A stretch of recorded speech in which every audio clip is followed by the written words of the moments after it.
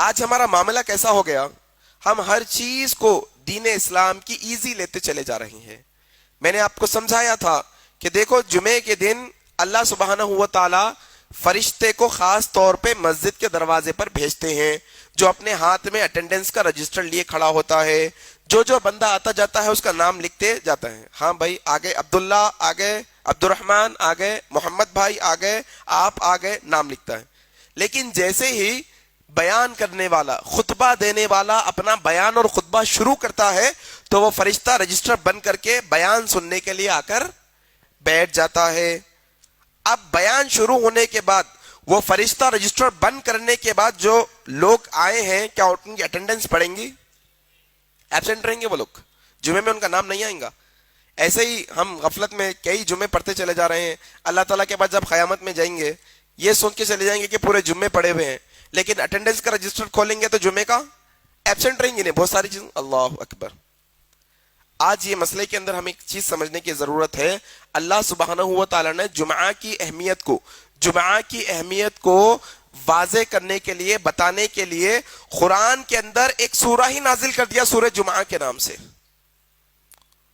بہت سارے سورے نا، سورہ فاتحہ، سورہ نساء، سورہ بقرہ، سورہ آل عمران، تو ویسے ہی سورہ یاسین، سورہ رحمان، تو ویسے ہی ایک سورہ ہے جس کا نام ہے سورہ جمعہ۔ جمعہ کے دن کے نام سے سورہ رکھ دیا گیا، ماشاءاللہ۔ اور یہ سورہ کے اندر خاص طور پہ کیا کہا گیا، دیکھو آپ سورہ جمعہ، سورہ نمبر 65، اس کی آیت نمبر 9، اللہ تعالیٰ اس میں کہتے ہیں اعوذ باللہ من الشیطان الرجیم، یا ایہا الذین آمنوا اذا نودی للصلاة من یوم الجمعہ فاسعوا الى ذکر اللہ وذروا البیع ذالکم خیر لکم ان کنتم تعلمون۔ اللہ تبارک و تعالیٰ اس کے اندر ایمان والوں سے کہہ رہے ہیں، وہ لوگ جو ایک اللہ کو مانتے، آخرت پہ ایمان رکھتے، قرآن پر ایمان رکھتے، رسولوں پر ایمان رکھتے، تقدیر پر ایمان رکھتے، یہ سب لوگوں سے اللہ تعالیٰ کیا کر رہے ہیں، مخاطب ہو کے، یا ایھا الذین آمنوا اذا نودی للصلاة من یوم الجمعہ، اے وہ لوگوں جو ایمان لائے ہو، جمعہ کے دن کی اذان دی جائے تو تم اللہ کے ذکر کی طرف دوڑ پڑو اور خرید و فروخت کو ترک کر دو، چھوڑ دو۔ اللہ تعالیٰ اس کے اندر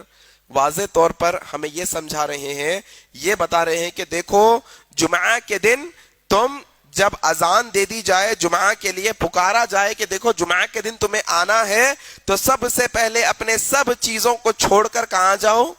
اللہ کے ذکر کی طرف مسجدوں میں آ جاؤ۔ اور کیا بنے اللہ تبارک و تعالی، وَذَرُوا الْبَيْعَ۔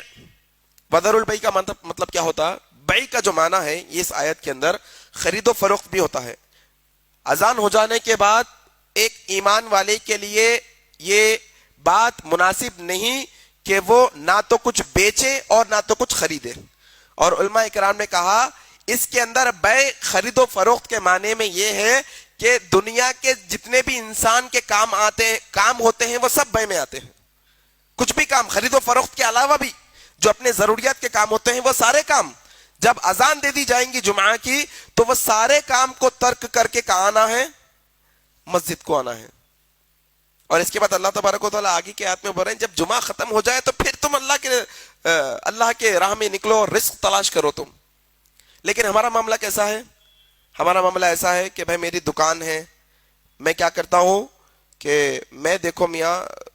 میرے پاس کام کرنے والا لڑکا ہے، میں کیا کروں گا، پہلے میں جمعہ پڑھ لے کے آ جاؤں گا، جب تک تم کیا کرنا، دکان کھلی رکھنا، میں جمعہ پڑھ لے کے آ جاؤں گا، تم دکان چلاتے رہنا، اور جب میں واپس آ جاؤں گا تو تم جا کر جمعہ پڑھ لینا، میں 1:30 بجے والی پر پڑھ لوں گا، تم 2 بجے والی میں پڑھ لینا۔ اذان ہو جانے کے بعد، جمعہ کے دن بلائے جانے کے بعد، یہ ہمارے لیے مناسب نہیں کہ ہم اپنی دکانوں کو کھلی رکھیں یا ہمارے ذاتی کاموں کو ہم جاری رکھیں۔ میرے بھائی ہمارے زندگی کا مقصد خرید و فروخت نہیں، ہمارے زندگی کا مقصد بزنس نہیں، ہمارے زندگی کا مقصد وما خلقت الجن والانس الا لیعبدون، ہمارے زندگی کا مقصد یہ ہے کہ ہم اللہ کی عبادت کریں۔ اور یاد رکھیے اگر آپ یہ سمجھتے ہیں کہ آپ اللہ کے حکم کی خلاف ورزی کر کے دکان کھلی رکھ کر کچھ بزنس کر لیں گے تو اللہ کی قسم ایسے تجارت اور بزنس میں اللہ برکت عطا نہیں کرے گا، یاد رکھنا۔ اگر آپ اللہ کی خاطر جمعہ کے دن اذان ہوتے ہی اپنی دکان کو بند کر دو گے، اپنے ذاتی کاموں کو ترک کر دو گے اور جمعہ کے دن آ جاؤ گے تو اللہ سبحانہ و تعالیٰ تمہاری روزی میں برکتیں بھی عطا کرے گا پھر اس کے بعد.